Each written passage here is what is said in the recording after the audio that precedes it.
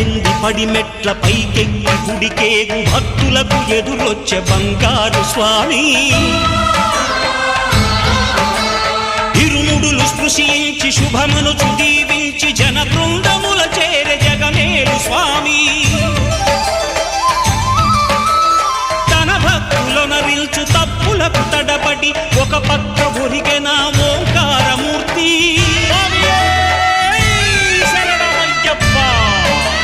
స్వాములందరూ తనకు సాయము కాగా ధీమంతుడై లేచె ఆ కన్య స్వామి పట్టబంధము వీడి భక్తతతికై పరుగు పరుగున వచ్చె భూమిపైకి నరుడై